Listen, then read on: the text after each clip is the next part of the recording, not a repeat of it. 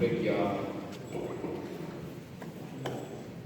O Gesù, mi fermo pensoso ai piedi della croce.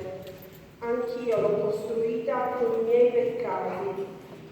La tua bontà, che non si difende e si lascia crocifiggere, è un mistero che mi supera e mi commuove